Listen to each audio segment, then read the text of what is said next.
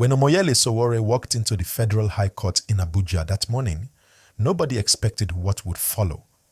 He wasn't there to cause any trouble. He went there to show support for Nnamdi Kanu, who has been facing a long-running legal battle. Inside the court, both men greeted each other warmly. They shook hands, hugged, and exchanged a few words. It was a peaceful moment. But shortly after, things changed quickly. Security officers approached Sowore quietly. People standing around thought it was just a normal conversation until they saw the officers lead him away. Within minutes, it became clear that he had been arrested. The news spread like wildfire across social media. Many Nigerians could not believe it. Now, let's be fair. The police said they acted within the law. According to them, Sowore entered a restricted area or violated certain rules about public gatherings near the court. That was their explanation. But many people didn't agree. They said Sowore was calm, peaceful, and simply exercising his right to be present in a public court. Before we go deeper, please take a second to like this video. It really helps more people find this channel. And if you want more updates like this one, please subscribe. Let's keep growing together. Back to the story. Sowore is not a small name in Nigeria. He is a known activist, publisher of Sahara Reporters, and former presidential candidate. For many years, he's been a strong voice for accountability and good governance. Because of that, anything that happens around him draws big attention. And that is exactly what we saw this time. As soon as the news of his arrest broke, online platforms became very active. People from different parts of the country started asking the same question. Why arrest a man for simply meeting someone in court? Supporters of free speech saw it as intimidation, while others said maybe the police were just doing their job. Sowore himself had earlier shared a post online about meeting Nnamdi Kanu. He said he hugged him, praised his strength, and described him as unrelenting. That short message was powerful. It showed solidarity, and many Nigerians liked that. It also reminded people that no matter their political or ethnic background, unity in demanding justice is possible. But you know, politics in Nigeria is always complicated. The moment you speak boldly, you become a target for criticism or surveillance. Some observers believe the arrest was more political than legal. Others insist it was a simple enforcement of order. The truth will come out later as the investigation continues. Now, what does this mean for the country? It means the tension between activists and the government is still strong. It also shows how sensitive the environment around high-profile court cases has become. Every action, every photo, every word is being watched. Let's pause for a moment. If you're watching and you like how we are explaining this story clearly, please press the like button right now. And don't forget to subscribe so you don't miss when we bring the next update about this issue. After Sowore's arrest, a few lawyers at the court spoke out. One said it was unnecessary and embarrassing, arguing that a court should be a safe place for everyone. Another said, if the police had an issue, they could have invited him later, not arrest him in public. Those voices made the story even louder. Later in the day, some journalists tried to speak with the police for more clarification.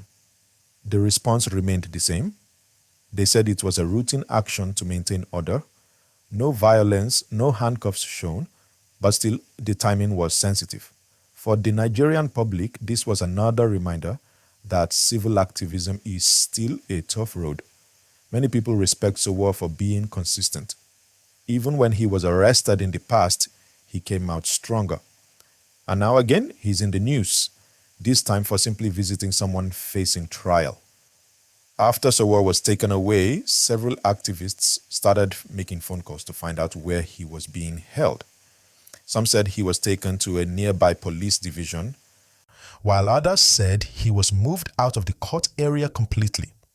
It took several hours before anyone got a clear confirmation. Eventually, one of his legal aides confirmed that he was in police custody. That news caused a fresh wave of reactions. People began tagging human rights organizations online. The topic Free Sowore began trending, and that's when public figures started weighing in. Some lawyers said this incident should remind everyone that freedom of movement and expression are fundamental rights that must be protected. Others called for calm, saying the police should be allowed to explain their side. Later in the day, one police source told the press that Sowore had been advised to follow due process when visiting court premises. They claimed that there had been a directive restricting unnecessary gatherings near sensitive cases. But that explanation didn't calm Nigerians down. People wanted more clarity. And here's the thing. This whole incident happened at a time when Nigerians are becoming more vocal about their rights. Every young person online now has a voice. Social media has given everyone a platform. So when something like this happens, people don't wait for newspapers the next day. They start talking immediately. That's exactly what happened here. Please, if you're watching and you like how this gist is being told clearly and respectfully, go ahead and like this video now. And if you haven't subscribed yet, kindly do so. Let's keep building this channel together. Now let's look at the bigger picture. Omoyele Sowore and Nnamdi Kanu have something in common. Both men are passionate about justice and accountability. They may have different approaches, but their voices represent the frustrations of many Nigerians who feel left out, unheard, or ignored. When Sowore went to meet Kanu, it was more than just a greeting. To many Nigerians, it was a symbolic meeting. Two strong voices standing together. And that, my viewers, is one reason why the image of the handshake and hug spread so fast online. It spoke louder than any speech. People saw hope in that moment. But unfortunately, the rest that followed changed the entire mood. As Nigerians kept reacting, some politicians and commentators started calling for restraint. They said this was not the time to create new tensions, especially when the country is already dealing with many challenges, economic issues, security concerns, and political uncertainty. They advised both activists and the government to handle things with wisdom. Meanwhile, several international observers who follow Nigeria's political space also started commenting. Some of them expressed surprise that Sowore could be arrested just for showing support in court. It raised new questions about how the country handles activism and free expression. As of that evening, Sowore's legal team was already preparing to demand his release. They said there was no valid reason to hold him since he had not broken any law. They also emphasized that Sowore did not lead any protest or make any statement that could cause disruption. That's why people are still watching closely to see what the police will say officially and how the court might respond if the case is brought before a judge. Let me pause a moment and remind you again, if you're still watching, please like this video and subscribe right now. Your engagement helps us continue bringing you honest and clear updates that cut through the noise. Now, something deeper about this matter.